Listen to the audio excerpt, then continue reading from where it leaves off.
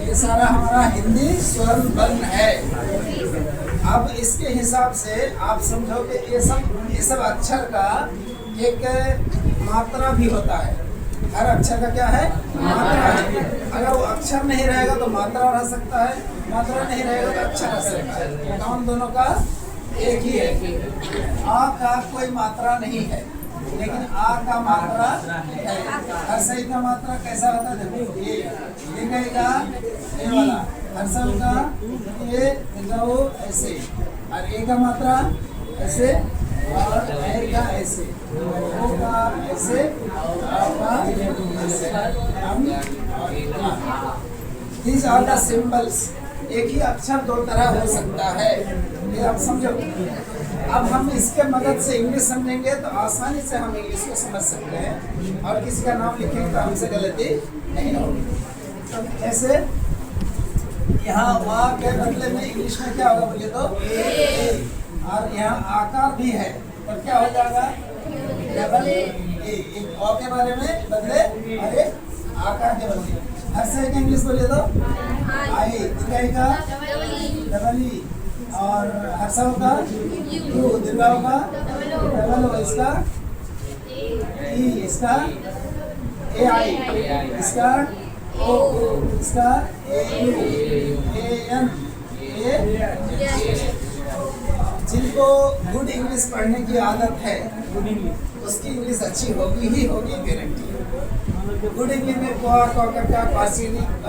सारा का लेटर लिखा हुआ है, उस हिसाब से आप जेड तक एक बार दोबारा देख लेना। बचपन में क्या पढ़े नहीं पढ़े अभी अगर देखिएगा तो मेरे ख्याल से एक बार देखिएगा दिमाग में बैठ जाएगा। अब हम लोग इसी के मदद से आपको नाम लिखना सिखाते हैं। मिसाल के तौर पे किसी का नाम है कमल, क्या होगा? इंग्लिश बोलिए तो कोई KAMAL, कमल, ठीक है। किसी का नाम है कमाल, क्या होगा? क्या होगा?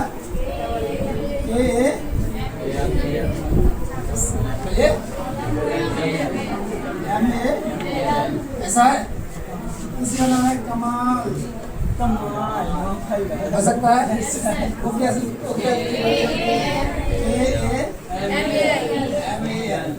अब आपसे क्वेश्चन है हमारा, मान के चलो कि आप किसी स्कूल में गए, इस तरह का नाम का बच्चा आपके स्कूल में आया, आप उसको नाम लिख के दिए। अब मैं पूछ रहा हूँ आपको कि मैम क्या सर उसका कमल था तो आप ऐसे लिख के दिए, इसका कमल है तो ऐसे क्यों लिख के दिए? दोनों में अंतर होना चाहिए ना। आपका आंसर क्या होगा? इसमें आकर क्या है? छुटा हुआ है तो जोड़ देना था। क्योंकि अ का कोई आकार नहीं होता है। और कोई आंसर? अच्छा, यहाँ पर आकार नहीं है, को के बाद मौ के बाद आकर है, तो दोनों जगह क्यों ये दी?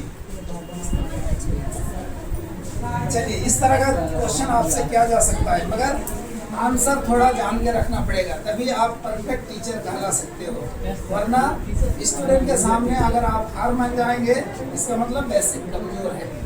तो आप देखना, क म ल तीनों व्यंजन अक्षर है, तीनों व्यंजन अक्षर है। और हम इससे पहले आपको बता रहे थे कि बगैर वॉवेल का कोई वर्ड नहीं बनेगा।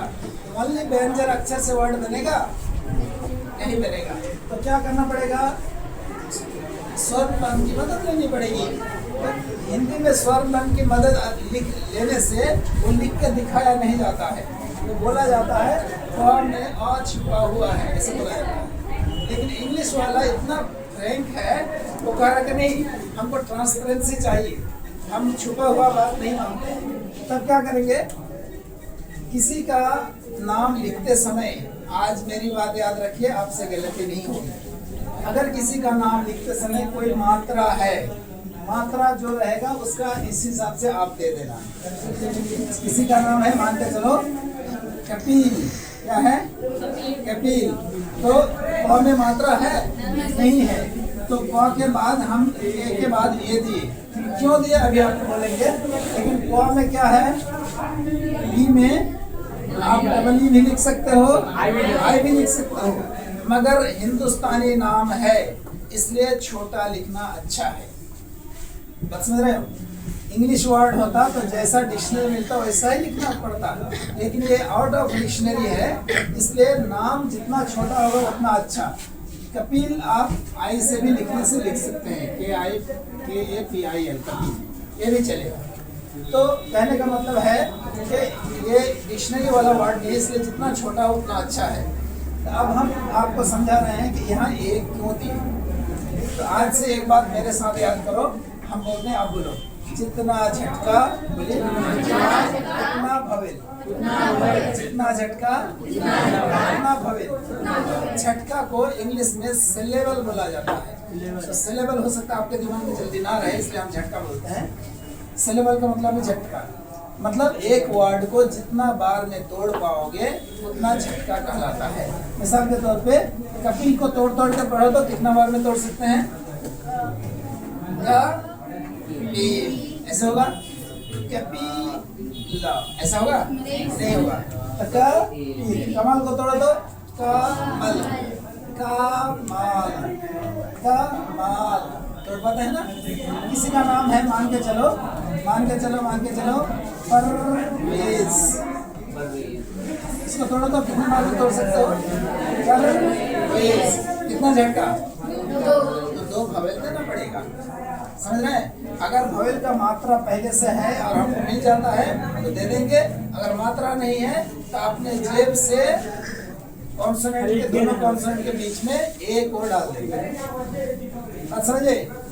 किसी का नाम है अंतिम, अंतिम, सॉरी ऐसे लिखते हैं, अंशवा देते हैं आप।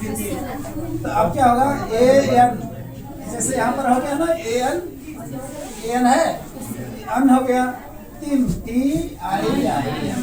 इसमें कोई झमेला नहीं है। क्यों झमेला नहीं है? किसी का मात्रा मिल गया। लेकिन किसी का नाम है, मान के चलो, किसी का नाम नासिर, चलो नासिर ना, चलो नासिर।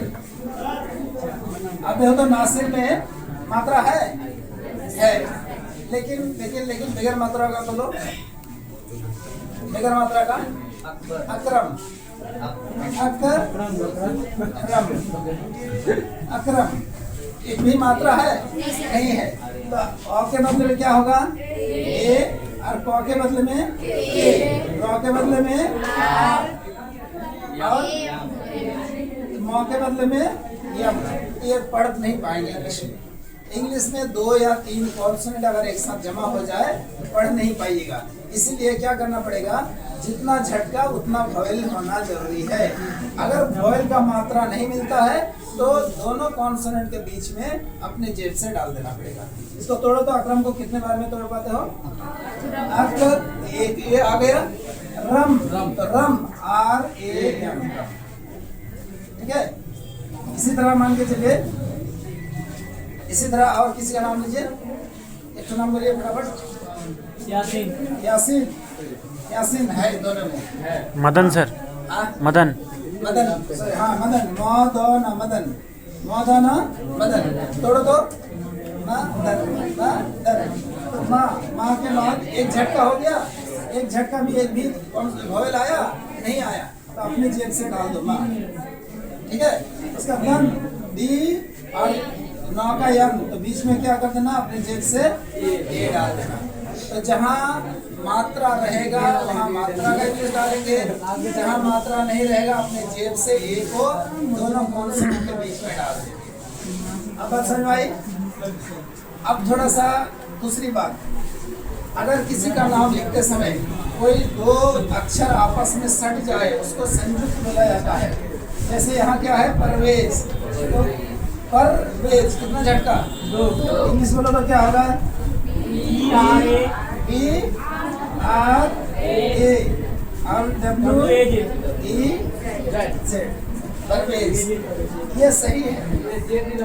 अगर कोई बोलेगा कि परवेज कर सकता है, लेकिन परवेज यही होगा। अगर कोई कहे कि नहीं PERWAZ सही होगा? नहीं होगा। क्यों? ई का मात्रा क्या है? देखो कहाँ ई का मात्रा ये कार, तो ये हो जाएगा फेरवेज। नहीं, कोई बोलेगा कि नहीं PAR पारवेज, तो ये का मात्रा क्या है? आकार, तो क्या हो जाएगा? पारवेज हो जाएगा। जब ये गलत है, असल में है परवेज। तो दो अक्षर अगर आपस में सट जाए तो दोनों कॉन्सोनेंट लेटर भी आपस में सट जाएगा।